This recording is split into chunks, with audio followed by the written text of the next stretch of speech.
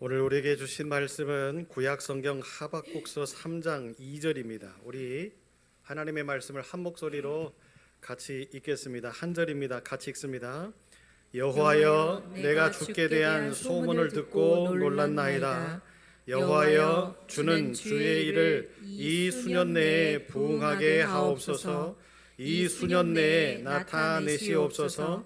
진노 중에라도 긍휼을 잊지 마옵소서. 아멘.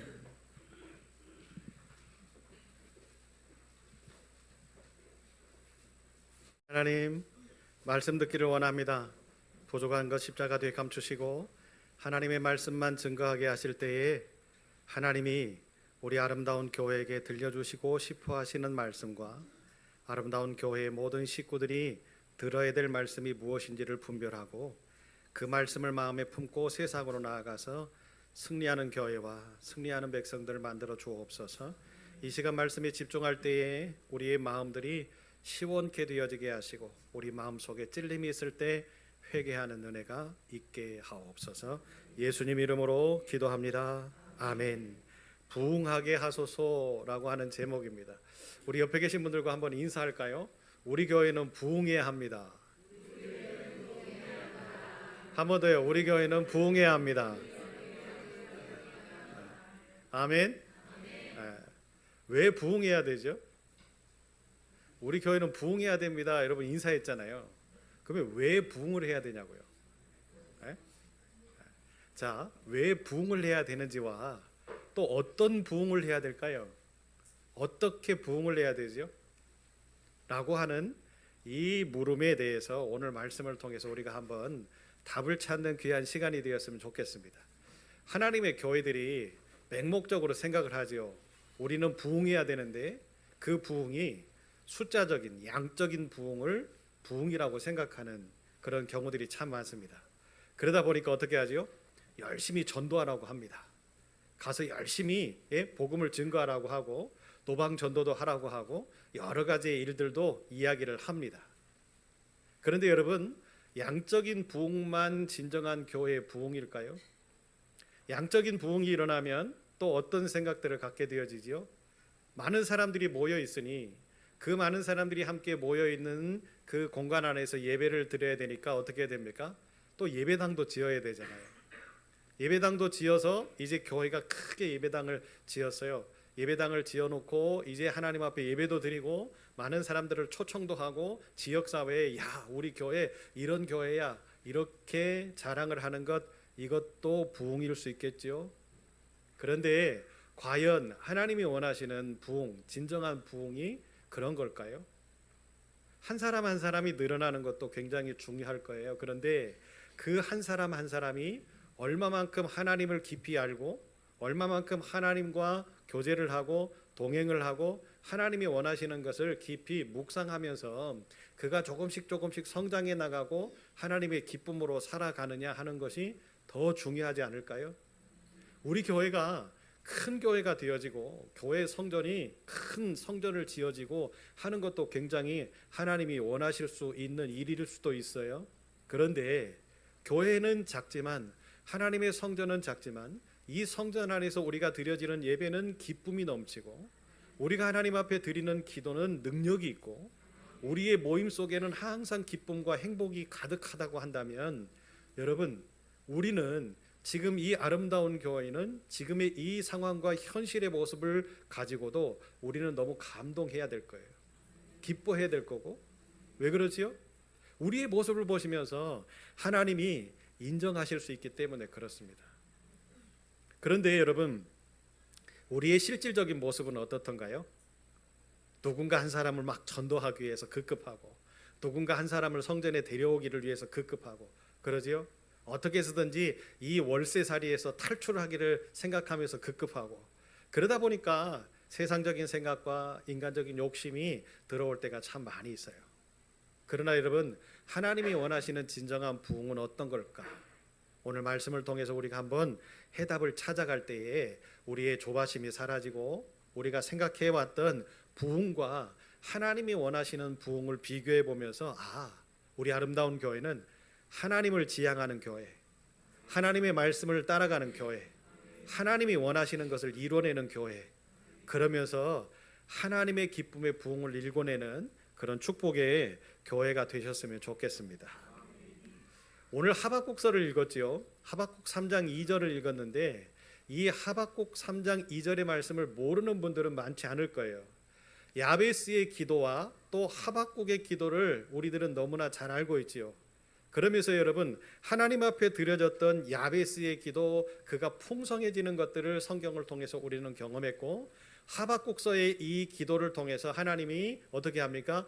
유다의 그 우상 숭배와 또 처절했던 전쟁과 힘들었던 그 어려움의 상황들 가운데에서 하박국이 외쳤던 하나님, 수년 내에 우리를 부흥케 하옵소서, 진노 중에라도 그 부흥을 그치지 말아달라고 기도하면서 선포하면서 외치면서 기도했던 이 하박국의 기도를 하나님이 응답하셨다라는 사실을 여러분, 우리는 귀담아 들으셔야 돼요. 그리고 그것을 우리는 믿으셔야 돼요. 그렇기 때문에 하나님은 하나님의 교회가 부흥하는 가운데에서의 그 첫 번째 전제 조건으로 삼는 것이 있다라고 하는 것을 우리는 오늘 말씀 속에서 찾으셔야 돼요. 그것을 한번 찾아가 보도록 하겠습니다. 하박국 선지자는 구약 성경의 선지서 중에 하나, 선지자 중에 하나였던 그런 사람이었지요. 유다의 불의와 고난 속에서 하나님의 정의와 하나님의 계획과 또 하나님이 어떤 일들로 우리를 이끌어 가실까 깊이 고민하면서 영적으로 부르짖었던 사람, 영적으로 외쳤던 사람이 바로 하박국 선지자였습니다. 하박국은 유다 왕 요시야 시대에 활동을 했던 선지자였지요. 아수르와 또 바벨론이라고 하는 두 나라가 서로 부딪히면서 그 상황 가운데서 유다라고 하는 이 약소 국가는 항상 피해를 볼 수밖에 없는 그런 상황들 가운데 이 과도기적인 어떠한 모습 속에서 선지자로서 산다라고 하는 것은 쉽지 않았을 거예요. 더더군다나 이제 우상 숭배를 했던 유다에 요시야 왕이 종교 개혁을 일으키는 그 상황 가운데에서 부름을 받았기 때문에 모든 환경이 힘들었을 거예요. 모든 모양들이, 나라의 모양들이, 또 사는 백성들의 경제적인 모습들이, 신앙적인 모습들이 쉽지만은 않았을 거예요. 그런데도 흔들리지 않고 이 하박국 선지자는 어떻게 합니까? 하나님의 정의를 외칩니다. 하나님의 공의를 외칩니다. 그리고 하나님 앞에 기도하면서 자신의 모든 문제와 이 나라의 모든 문제를 하나님이 이끌어 달라고, 하나님이 지켜 달라고, 하나님이 함께 해 달라고, 그렇게 하시면 우리의 문제는 해결되고 우리의 아픔은 해결되고 우리의 이 고난은 해결된다라는 것을 하박국은 알고 하나님과 영적으로 씨름했던 사람이 이 바로 하박국 선지자였죠. 여러분, 하박국 선지자의 이름의 뜻은 포홍하다라고 하는 뜻이고요, 씨름하다라고 하는 뜻을 가지고 있습니다. 그의 이름과 걸맞게 이 하박국 선지자는 어떻게 합니까? 하나님과 씨름합니다.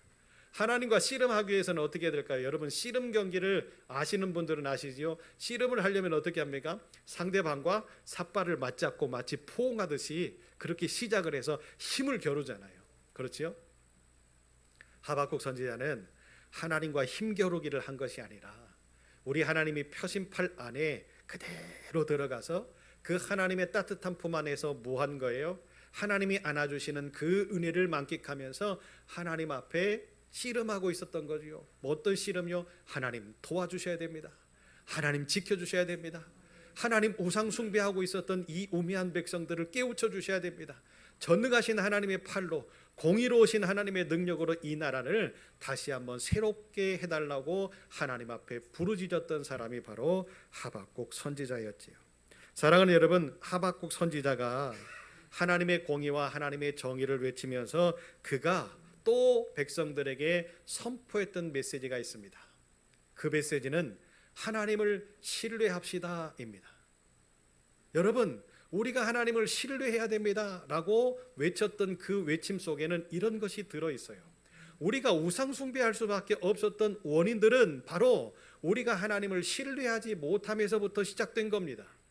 우리가 하나님을 신뢰하지 못하니까 하나님도 우리를 사랑하지 않으시는 겁니다. 아니, 사랑하지 않으시는 것이 아니라 사랑하고 계시지만 그 사랑을 우리가 못 느끼고 있는 겁니다.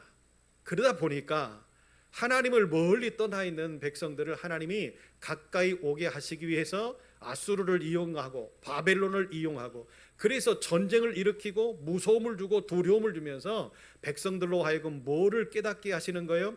하나님을 깨닫게 하고 있는 그 상황을 하박국이 지금 백성들에게 선포하고 있는 거죠. 그러면서 하박국 선지자가 백성들 앞에 선포한 것이 많이 있습니다만 그 중에 세 가지를 찾아보면 그 첫 번째는, 여러분 믿음으로 돌아갑시다. 하나님을 믿는 신실한 믿음으로 돌아갑시다. 우리가 하나님을 믿는 만큼 하나님은 우리에게 행하시는 분이라는 것을 하박국은 알고 있었어요. 두 번째로는 인내합시다. 우리에게 찾아오는 이 고통 때문에 하나님을 떠나지 말고, 우리의 즐거움 때문에, 이 조금 있을 우리의 행복 때문에 하나님을 저버리지 말고 우리가 인내합시다. 힘들어도, 고난 중에도, 아픔 중에도 인내합시다 라고 외쳤던 사람이 하박국이었습니다. 그리고 마지막으로 세 번째는 하나님의 주권과 하나님의 정의를 강조했던 인물이 바로 하박국 선지자였지요. 여러분, 하나님의 주권이라고 하는 것은 뭡니까? 모든 것을 다스리시는, 왜요? 하나님이 만드셨잖아요. 믿으십니까? 우리는 하나님이 만들어 놓으신 존재이기 때문에 하나님의 주권하심 앞에 우리는 뭐 해야 되는 사람들이에요? 순종하고 따라가야 되는 사람들이지요. 그런데 우리는 어떻게 합니까? 하나님의 말씀하심 앞에 우리가 순종하는 것이 더 많습니까? 불순종하는 것이 더 많습니까? 하나님이 말씀하심 앞에 따라가는 것이 더 많습니까? 아니면 되돌아가는 것이 더 많습니까? 분명한 것은요, 이렇게 하나님의 주권하심 앞에 우리가 순종하면서 나아갈 때에 하나님이 허락하시는 복들을 누리며 사는데, 그렇지 못하기 때문에 우리의 삶 가운데는 문제가 생기는 거예요. 우리의 삶 가운데는 어려움이 생기는 거죠. 그리고 하나님의 정의로우심과 공의로우심은 뭡니까? 말해야 될 때 말해야 되고, 멈춰 서야 될 때는 멈춰 서야 되고, 우리가 마음속에 품어야 될 때는 품어야 되고, 기도해야 될 때는 기도해야 되고. 여러분, 그렇게 하나님이 말씀하시는 대로 우리가 순종하고 따라갈 때에 뭐가 생기는 거예요? 정의로움이 생기는 거고 공의로움이 생기는 거예요. 그래서 하나님은 우리의 믿음의 공동체와 이 사회를 하나님의 정의와 공의로움 속에서 살아가게 만들기를 원하시는 거지요. 그런데 이 시대는 어떻게 변해가고 있습니까? 하나님의 교회가 하나님의 공의를 상실해 가고 있잖아요. 하나님의 교회가 하나님의 정의를 잃어가고 있어요. 그러니까 하나님의 교회들이 말하는 것들이 하나님의 공의로우심을 선포하고 하나님의 정의로우심을 선포해야 썩어져가는 이 사회가, 또 죄로 물들어가는 이 나라가 아름다움의 모습을 가지고 회복되고 기쁨의 모습을 가지고 회복될 텐데, 여러분, 한국의 기독교가 처음 들어왔을 때의 모습이 어땠습니까? 한국은 너무 어려운 나라였죠. 너무 힘든 나라였어요. 그런데 믿음의 사람들이 정의롭게 공의롭게 하나님의 믿음 안에서 외치기를 시작했지요. 그러다 보니까 이 나라가 독립이 되어졌고요. 그리고 이 나라의 문제들이 해결됐고요. 이 나라의 어려움의 상황들이 조금씩 나아져가는 모습들이 만들어지기 시작했지요. 그때에 한국의 교회들이 부흥하기 시작했어요. 다시 말하면 여러분, 하나님의 교회가 하나님이 말하라 하심을 말할 때에 하나님의 교회는 부흥합니다. 그런데요, 반대로 하나님이 외치라 하는 것들을 외치지 못할 때 하나님의 교회는 부흥할 수가 없어요. 왜 그래요? 하나님의 정의로움이 교회 속에 없는데, 하나님의 공의로움이 교회 속에 없는데 하나님이 함께 하시겠어요? 그러지 않겠지요. 왜 하박국 선지자가 그렇게 하나님의 정의와 공의를 선포했을까? 유다에 하나님의 공의와 정의가 사라지니 우상 숭배가 난무하게 되고, 또 나라의 왕으로부터, 또 나라의 공직자로부터 나라의 백성들까지 뭐 하는 거예요? 악이 틈타기 시작하고 서로 싸우고 이간질하고 분쟁하고, 그러다 보니까 하나님을 예배하는 예배 속에는 기쁨이 없고 감동이 없고 형식이 난무하고, 서로 공의롭게 사랑하고 섬기고 베풀고 서로 사랑하는 그 형제 자매로서의 삶을 이뤄가기를 시작하니까 예배를 드리는 그 공간 안에서도 남남이 되어지는 모습들이 백성들 사이에 일어나게 되어지는 그 모습. 그러다 보니까 여러분, 하나님의 주권하심으로 하나가 되어졌던 이 유다가 어떻게 되어집니까? 분열하기 시작하잖아요. 깨어지기 시작하잖아요. 금이 가기 시작하잖아요. 그때부터 어떤 일이 벌어집니까? 하나님은 이 유다에 대한 계획을 바꾸기 시작하는 거죠. 왜 그래요? 하나님을 진정으로 예배하지 않는데, 하나님의 백성들끼리 서로 사랑하지 않는데, 말씀 속에서 나눔이 없고 기도가 없고 예배가 상실되어져 가는 그 모습을 보면서 하나님께서 그 백성들을 지키시고 싶으시겠어요? 사랑하는 여러분, 유다의 이 모습이 지금 현재의 우리의 모습이 되어져서는 안 되겠어요. 유다의 예배가 하나님 중심의 예배가 아니었고 인간 중심의 예배가 또 되어졌던 모습들, 또 그 속에 우상 숭배와 혼합되어져서 어떤 것이 하나님을 위한 것인지를 알아가지 못하고 상실되어졌던 그 마음들이 난무할 때에 하나님은 그들과 함께하지 않으셨던 것을 우리는 거울 삼아야 돼요. 그러면 우리는 어떻게 됩니까? 우리의 예배 가운데에서 우리는 어떤 예배를 드려야 됩니까? 하나님을 품고 하나님을 소망하고 어떻게 해서든지 하나님의 말씀을 내가 부여잡겠다라고 하는 생각을 가지고 뭐 해야 돼요? 예배에 집중할 때에 하나님은 우리와 함께 하실 줄로 믿습니다. 하박국 선지자를 통해서 우리 교회에게 하나님께서는 멋진 사명을 주고 계세요. 그 멋진 사명이 뭡니까? 아름다운 교회야 부흥하라. 아름다운 교회야 부흥하라. 왜 이 하박국 선지자의 말씀을 통해서 아름다운 교회를 부흥시키기를 원하실까요? 여러분, 이 사회는 점점 힘들어져 갑니다. 복음 증거하는 것이 점점 힘들어져 갑니다. 교회가 교회로서의 사명을 이뤄져 갑니다. 이제 교회를 바라보면서 많은 사람들이 소망을 품지 않습니다. 그래도 예전에는 힘들고 지치고 어려움 중에 있는 사람들이 하나님의 교회를 바라보면서 희망은 갖고 살았어요. 내 마지막 보루, 내가 힘들고 어려울 때, 내가 지치고 쓰러질 때, 그래 내 모든 것이 안 된다라고 생각할 때, 내 인생을 포기하고 싶을 때 내가 찾아갈 수 있는 희망의 장소가 교회라고 생각하고 살았던 그 시대의 모습이 이제는 사라져 버렸어요. 하나님의 교회가 세상 사람들에게 밟히게 되어지고 세상 사람들에게 욕먹게 되어지고 왜 이런 일들이 생겼을까? 여러분, 오늘 왜 하나님이 아름다운 교회를 부흥하게 하실까? 그리고 우리는 왜 부흥해야 될까? 하나님은 이런 큰 비전과 이런 멋진 꿈을 왜 우리에게 주실까? 한번 마음속에 고민하면서 오늘 하나님의 말씀을 받을 때에 저와 여러분의 삶이 바뀌고 생각이 바뀌고 하나님께 드려지는 예배가 바뀌고 우리의 모임이 바뀌는 멋진 삶이 이루어지게 될 줄로 믿습니다. 그러면 여러분, 우리가 부흥을 하려면 어떻게 해야 될까요? 세 가지의 말씀을 제가 드리도록 합니다. 그 첫 번째는 영적인 부흥이 먼저 일어나야 됩니다. 간단하네요, 그죠? 영적인 부흥이 먼저 일어나야 돼요. 그러면 여러분, 영적인 부흥이 뭘까요? 영적인 부흥이 뭐죠? 이렇게 이야기하면 신앙생활을 오래 해오신 분들은 이미 다 알아요. 기도하고 열심히 찬양하고 열심히 예배드리고 막 모여서 우리가 하나님 앞에 다 알지요.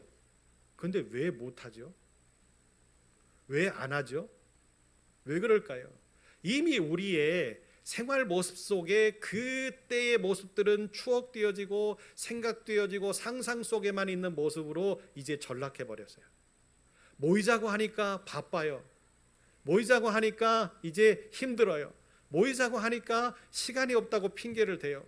기도하자고 하니까 어떻게 합니까? 잠시 잠깐 주여 하고는 1분 있다가 돌아가요. 하나님과의 교제가 끊어지죠. 하나님을 깊이 묵상하는 그 묵상의 순간들이 끊어지지요. 그러다 보니까 우리의 삶이 하나님을 믿는 존재인 우리의 모습이 하나님 중심보다는 어떤 모습으로 바꿔져 갑니까? 세상적인 모습으로 바꿔져 가고 있다는 거예요. 내 입으로는 하나님을 찾으면서 내 삶으로는 세상적인 삶에 더 치우쳐서 사는 사람들, 또 내가 하나님을 섬기는 그런 모습들은 많이 보여지는 것처럼 보여지는데 내 중심 속에서는 먼저 지금 어떤 것이 생각되어지고 있어요? 내 중심적인 삶 속에서는 어떤 길로 달려가고 있어요? 세상적인 잘됨, 세상적인 어떤 가치, 이런 모습들로 달려가고 있더라는 거죠. 그러다 보니까 나 한 사람, 나 한 사람, 나 한 사람이 모여서 믿음의 공동체를 만들었잖아요. 나 한 사람이 그런 기준들을 갖고 있고 또 한 사람이 그런 기준들을 갖고 있고 또 한 사람이 그런 기준들을 갖고 있고 지금 우리 아름다운 교회 식구들이 모여 있는데 모두가 다 같이 그런 기준점을 갖고 있다고 한다면 여러분 어떻게 될까요? 그 기준점의 힘은 엄청나게 커질 거지요. 보세요. 우리의 하나님을 중심적으로 하는 그 힘이 점점 줄어들어 가고 있을 때에 세상적인 힘들, 세상적으로 향한 힘들, 세상적인 가치를 모으려고 하는 힘들, 잘 살고 행복하려고 하는 힘들, 그러니까 하나님을 두려워하지 않고 하나님 앞에 온전함을 가지려고 하지 않는 우리의 모습과 힘들이 강해지면 강해질수록 우리의 교회의 믿음의 공동체는 어떻게 될까요? 점점 힘을 잃어가고 우리의 능력들은 상실되어져 갈 거라는 거죠. 그래서 하나님은 오늘 말씀을 통해서 우리에게 이야기하십니다. 아름다운 교회야, 너희가 부흥해야 되는데 그 첫 번째 부흥은 영적인 부흥이다. 아멘. 여러분, 지금의 선진국들을 보면 어김없이 똑같은 모양들이 나타나는 것을 볼 수 있었어요. 그 모양들이 뭐였냐면 영적인 부흥이 그 나라에 먼저 있었어요. 영적으로 부흥하는 일들이 먼저 그 나라와 그 국민들의 의식들을 한번 휩쓸고 슉 지나가니까 그 나라가 어떻게 되어져요? 강대국으로 바꿔지는 모습들이 만들어졌어요. 교회의 부흥을 경험한 나라들이 지금 세상을 이끌어가고 있다라고 하는 것을 여러분 우리는 주목하셔야 됩니다. 자, 그렇다면 여러분 우리 아름다운 교회가 부흥해야 되는 이유가 뭘까요? 영적으로 부흥해야 되는 이유가 뭘까요? 우리 교회는 작지만, 우리 교회는 연약하지만 우리가 영적으로 부흥하고 영적으로 새로워지고 영적인 능력을 갖출 때에 하나님께서는 우리를 통해서 우리 부안이라고 하는 이 땅을 새롭게 부흥하는 땅으로 만드실 것이고, 아멘. 우리 부안이 부흥하는 도시가 되어지고 경제적으로 성장하는 도시가 되어져 갈 때에 우리 부안을 모델링해서 우리 대한민국이 그런 모습으로 바꿔질 수 있다라고 하는 확신이 우리 속에 있어야 된다라는 거죠. 그래야만 우리는 뭐 할 수 있어요? 이런 하나님의 능력과 이런 하나님의 기쁨과 이런 하나님의 약속이 분명히 우리에게 있으니 우리는 어떻게 해야 된다고요? 부흥해야 되는 사명이 분명히 있구나. 그 부흥의 첫 번째로 영적인 부흥이 우리에게 있어야 된다라는 것을 우리들이 각인할 수 있게 된다라는 거지요. 여러분, 프랑스와 러시아는 거의 비슷한 시기에 정치 혁명이 일어났습니다. 정치 혁명이 일어났다고 해서 그 나라들이 처음부터 이렇게 강대국 반열에 들어섰던 것이 아니지요. 많은 어려움과 많은 고난과 그런 일들을 겪으면서 겨우 안정적인 모습들을 찾아갈 즈음에 영국에는 부흥의 운동이 먼저 시작이 됩니다. 존 웨슬리와 찰스 웨슬리를 중심으로 인해서 회개 운동이 일어나기 시작합니다. 모든 죄악들을 하나님 앞에 낱낱이 고백하는 회개의 운동이 집회가 일어나기를 시작하고 여기저기에서 집회가 시작되어지고 온 나라에 영적인 그 부흥의 역사가 일어나기를 시작합니다. 모든 나라가, 모든 백성들이 함께 모여서 우리의 모든 죄악들을 하나님 앞에 낱낱이 고백하는 역사가 일어나니 어떤 역사들이 나타날까요? 어떤 현상들이 나타날까요? 서로가 싸웠던 문제들이 해결이 되어지는 거예요. 내 탓입니다. 하나님, 내 죄악 때문입니다. 내 죄 때문입니다. 내 잘못 때문입니다. 라고 하나님 앞에 겸손하게 엎드려서 고백하고 회개하고 그러면서 영적으로 새로워지기 시작하는 사람 한 사람이 모여지기 시작하니까 그 힘이 강해지기 시작하는 거지요. 그래서 영국이 어떤 역사들을 만들어냈습니까? 혁명적으로 나라가 잘 되어지지 않는다라고 하는 것을 세계 속에 보여준 나라가 영국입니다. 영적으로 회복되어졌더니 나라가 강성해지더라. 영적으로 백성들이 회복되어졌더니 나라가 부흥하더라. 아멘. 여러분, 지금 대한민국의 모습을 우리는 정확하게 면밀하게 관찰하셔야 돼요. 그리고 그것을 주도 면밀하게 파악하셔야 돼요. 왜 이 나라가 이런 어려움 속에 있을까? 왜 이 나라가 이런 근심 속에 있을까? 여러분, 대한민국은 하나님을 사랑했던 나라지요. 하나님을 사랑했더니 하나님께서 많은 축복을 주셨던 나라입니다. 개발도상국에서 이제는 선진국의 나라가 되게끔 만들어 주셨지요. 힘들고 어려웠던 때의 모습을 우리 어르신들은 잘 기억하실 거예요. 그런데 지금은요, 어떻습니까? 길거리를 지나다녀 봐도요, 모든 사람들이 다 살찌워져 있고 아름답고 예쁘고 멋있고 그러죠. 예쁜 옷을 입고 멋진 신발을 신고 이렇게 사는 사람들, 아름다운 나라가 되어져 버렸어요. 치안적으로 얼마나 멋진 나라입니까? 외국인들이 찾아와서 한국을 경험하고는요, 한국에 와서 살고 싶다라고 이야기할 정도로 치안적으로 굉장히 평안한 나라지요. 그것뿐만입니까? 친절하지요. 아멘을 안 하시네요. 대한민국이 친절한데 아멘을 안 해요? 네? 왜 이런 일들이 일어났을까요? 처음에 우리나라에 선교사님들이 왔을 때 이 나라를 어떻게 부흥시킬 수 있을까? 이 나라의 백성들을 어떻게 계몽시킬 수 있을까? 과연 될까를 걱정했던 나라가 이 나라였어요. 그런데 그런 어려움 가운데 있던 백성들에게 복음이 들어가고 말씀이 들어가고 믿음이 생겨나고 하나님을 신실하게 의지하기 시작하니 어떤 역사들이 나타났습니까? 우리의 힘으로 했습니까? 우리의 능력으로 했습니까? 그렇지 않습니다. 우리 하나님이 만드셨어요. 우리 하나님이 일하셨어요. 그러니까 문제가 해결되어지고 아픔이 해결되어지고 가난이 해결되어지고 그러다 대한민국이 어떤 역사들이 만들어집니까? 많은 고난도 있었지요. 환난도 있었지요. 6.25라고 하는 전쟁도 치렀던 나라입니다. 모든 나라가 불바다가 되어져서 이제 잿더미가 되어졌던 나라가 대한민국 아닙니까? 그것이 1950년. 그렇지요? 그런데 지금은 2025년이요. 그러면 몇 년 만에 이런 역사가 이루어졌어요? 75년. 여러분, 75년이라는 기간은 긴 기간일 수도 있습니다. 그런데 대한민국의 역사를 비춰볼 때 75년은 그렇게 그 긴 시간은 아니지요. 75년 전까지 대한민국은 힘들게 살았고 어렵게 살았고 역사적으로나 환경적으로나 문화적으로나 모든 상황들이 힘들고 어려운 때의 모습들을 가지고 살았어요. 그런데 하나님께서 그 상황들을 75년 만에 바꿔놓으셨어요. 어떤 모습으로? 우리가 지금 살고 있는 이런 모습으로. 할렐루야. 여러분, 왜 영적인 부흥이 우리에게 일어나야 되는지를 역사가 증명하고 있잖아요. 이 시대가 증명하고 있잖아요. 우리 어르신들이 살고 있었던 그 시대와 지금의 시대를 한번 비교해 보면 과거로 돌아가서 살고 싶습니까? 우리 어르신들? 우리 젊은이들을 그 과거로 데리고 가서 살라고 한다면 우리 어르신들 그 과거로 우리 젊은이들을 끌고 가시고 싶으시겠어요? 그런 마음이 1도 없으실 거예요. 왜요? 힘들었거든요. 왜요? 어려웠거든요. 한 끼 먹기가 급급하고 그러지요.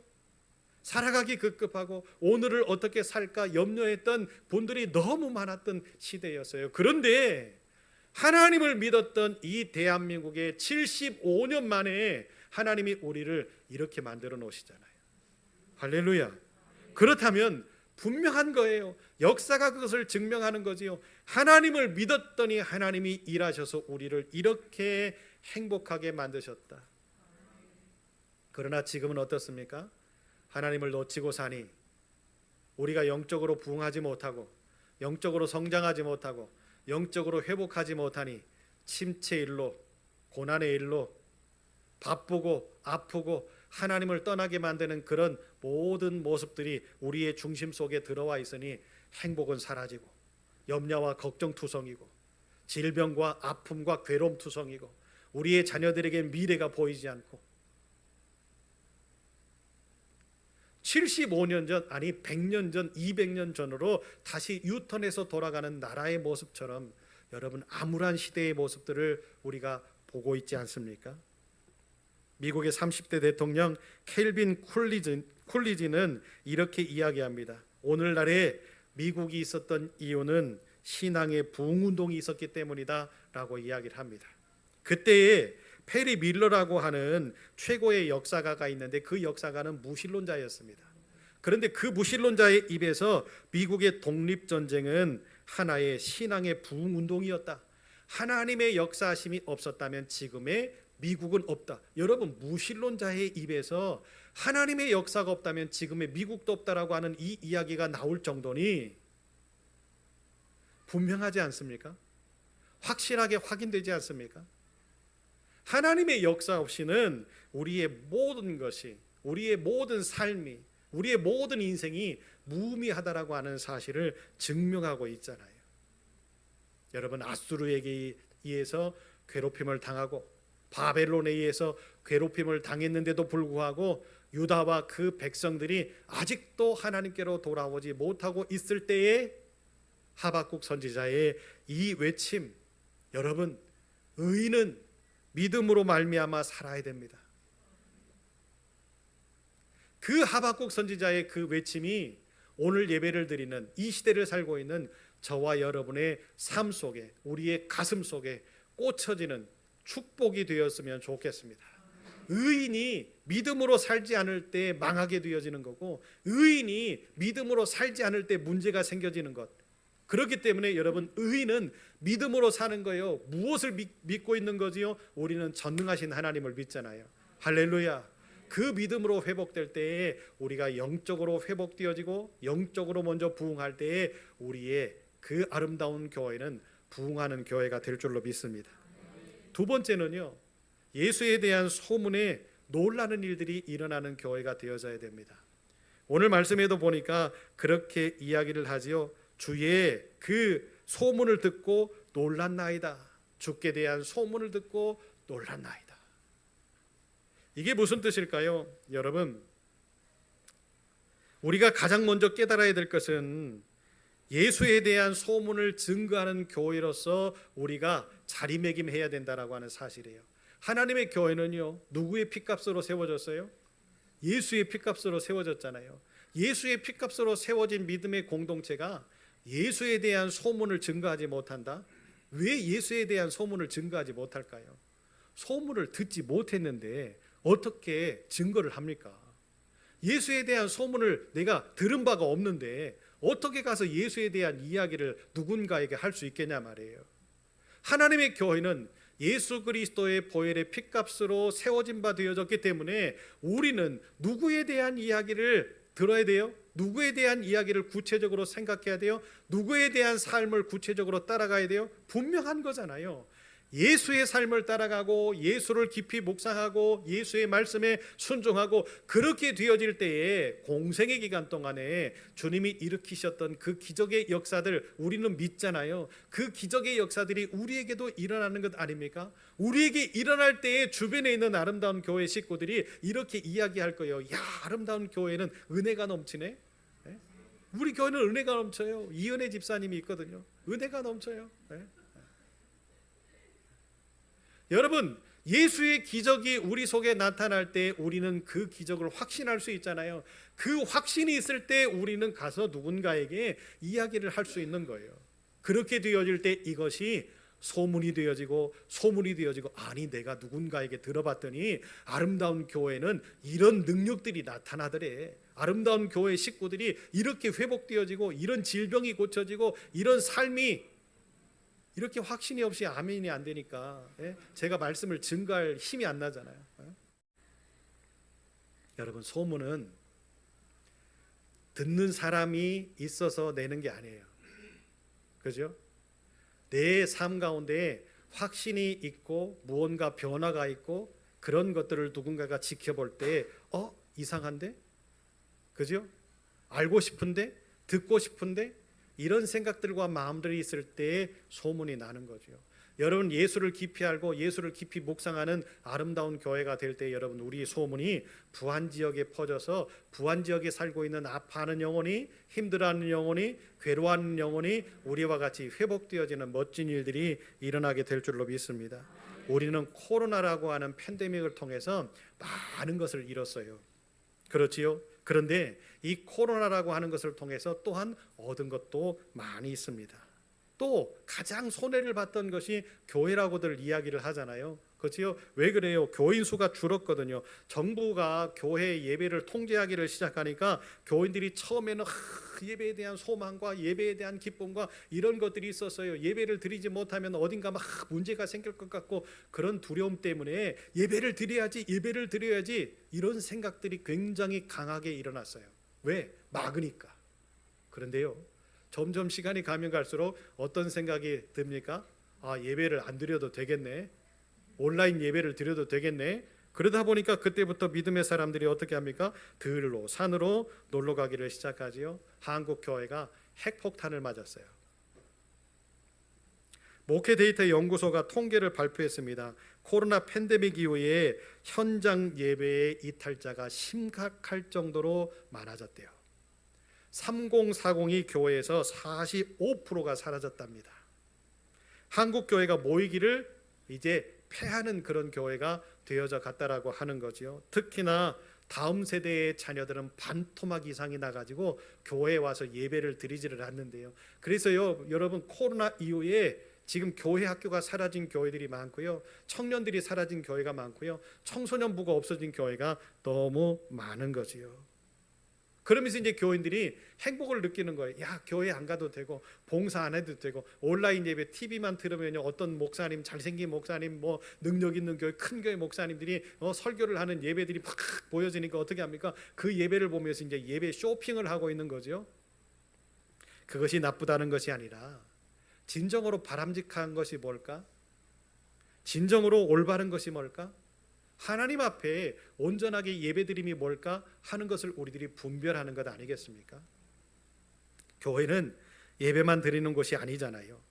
교회는 함께 모이고 교제하고 친교를 나누고 서로 섬기고 봉사하는 곳이 교회 아닙니까? 그러면서 우리는 행복함을 찾고 즐거움을 찾고 우리 모습 속에서 웃음이 넘치고, 그렇게 되어질 때 하나님의 교회는 뭐 하는 거예요?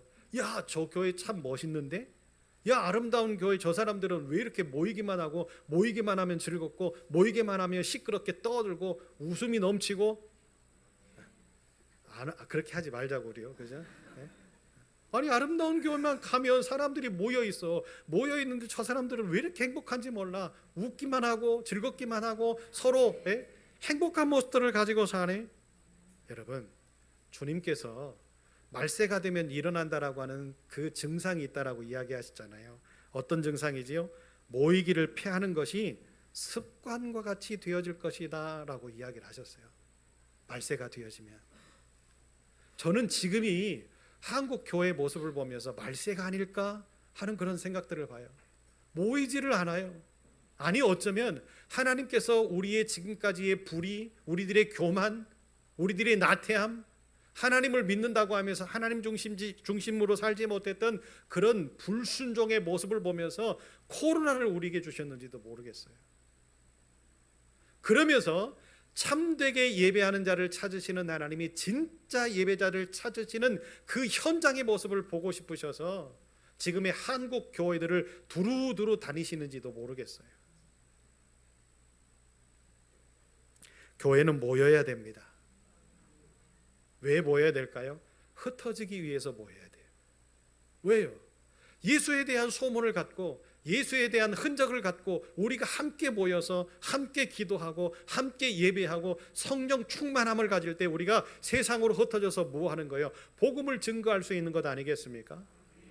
그렇기 때문에 여러분, 모이는 교회가 되어져야 되고요, 흩어져서 전도하는 교회가 되어져야 되고요, 함께 모이면 먹고 예배하고 교제하고 봉사하고 나누고 베풀고 섬기고 이것이 생활화되어지는 교회가 되어질 때에 하나님은 우리를 통해서요 멋진 소문을 세상 속으로 퍼뜨리는 그런 아름다운 교회 만드실 줄로 믿습니다. 이렇게 되어질 때에 진정으로 부흥하는 교회가 되는 거예요. 마지막 세 번째, 부흥을 간절히 소망해야 됩니다. 여러분, 아름다운 교회가 부흥하기를 얼마만큼 소망하고 계세요? 그 소망만을 갖고 계시지 말고 우리는 삶으로 실천하는 은혜가 있으셔야 됩니다. 제가 가르쳤던 청년 하나가 축구를 너무 좋아해요. 축구를 너무 좋아하다 보니까 자기가 응원하는 축구팀의 유니폼도 삽니다. 그런데 여러분, 유니폼이 1, 2만 원 하는 게 아니에요. 선수들이 입는 유니폼들은요 비쌉니다. 예. 그리고요 좀 유명한 선수의 넘버가 있고 이름이 있는 유니폼을 사잖아요. 그런 것을 경매에 붙이면 어마어마한 돈을 받을 수가 있대요. 그래서 영국에 손흥민 선수의 유니폼을 그 저지를 얻기 위해서 막 이렇게 달라고 하는 사람들이 있잖아요. 그런데 손흥민 선수가 그것들을 구별을 한다고 하지요. 왜 그래요? 그걸 받아가지고 경매로 팔아가지고 돈을 벌려고 하는 사람들도 있다라고 하는 거죠. 그만큼 자기가 좋아하는 팀의 유니폼을 사고 가서 응원을 하고, 그런데 어떻게 응원을 합니까? 이 팀이 원정을 가요. 제주도로 원정을 가고 울산으로 원정을 가고 서울로 원정을 가고 대전으로 원정을 갈 때에 어떻게 하는 거예요? 쫓아가서 응원을 합니다. 열렬하게 응원을 합니다. 비가 와도 응원을 하고 눈이 와도 응원을 하고 응원을 합니다. 그런 사람들이 열성 팬들이 많이 있는 팀이 우승을 하더라고요. 보니까.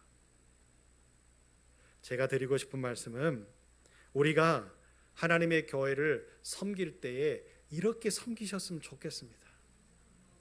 내가 좋아하는 팀을 열정적으로 응원하고 열정적으로 가서 어디든 가서 쫓아가서 그 팀을 응원하고 어떻게든지 도움을 주려고 하는 그런 모습들처럼 우리도 우리 교회를 위해서 그런 모습들을 가지고 열정적인 모습들을 가지고 교회를 응원하고 교회를 섬기고 교회에 나와서 헌신하고 봉사하는 그런 믿음의 백성들이 되어질 때, 그런 간절함이 있을 때에 하나님은 우리 교회를 부흥하게 해주실 줄로 믿습니다.